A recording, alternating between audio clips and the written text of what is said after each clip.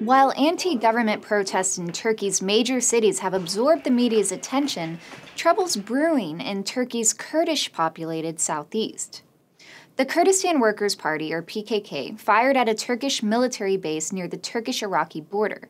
This breach and ceasefire raises questions on what impact the popular challenge against Turkey's ruling party will have on the very slow-moving and delicate peace process taking place between the government and the PKK. Turkish Prime Minister Recep Tayyip Erdogan has an ambitious plan to intertwine a peace settlement with Kurdish rebels with his own presidential ambitions. Erdogan needs a referendum to pass that would transform Turkey from a parliamentarian system to a presidential one. Erdogan's term as prime minister expires in 2015, but he's trying to concentrate power in the presidency so he himself can run for president in 2014 presidential elections to continue his rule. For the referendum to have a chance, it will need votes from Turkey's Kurdish constituency. And this is where the real bargain comes into play.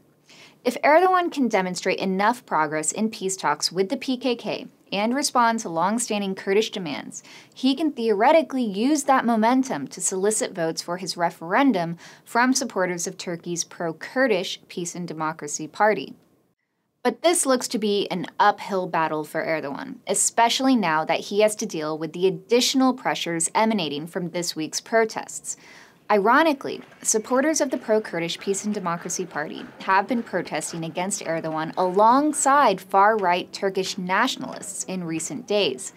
The participation of Kurdish supporters in protests that are painting Erdogan as a dictator does not exactly bode well for Erdogan's ability to garner Kurdish votes for a referendum that would extend his rule.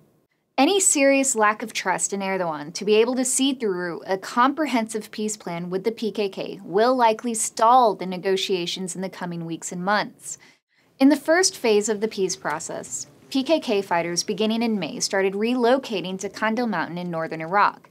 Now that the PKK has begun slowly withdrawing from Turkey, it expects the AKP to follow through with its end of the bargain, beginning with judicial reform to allow for amnesty of certain PKK members, the downsizing of military checkpoints in the southeast, and appointing Kurdish-speaking governors to the southeast. But with the protests now in play, Erdogan will now have a much more difficult time getting the political consensus he needs in parliament to move forward with those reforms. The PKK leadership has already accused the government of stalling and has strongly hinted that it's not prepared to give Erdogan his wish for a grand political bargain. In a recent interview with Taraf newspaper, PKK commander Murat Kureylan stressed that the PKK negotiation and the other political reforms need to be dealt with separately.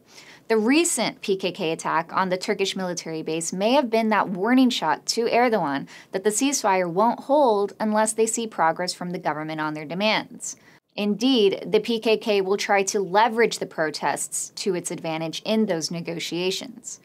Erdogan launched this ambitious peace process with the Kurds not only to help with his presidential bid, but also to remove a major thorn in Turkey's side so it can focus its attention on the array of conflicts and opportunities in its periphery.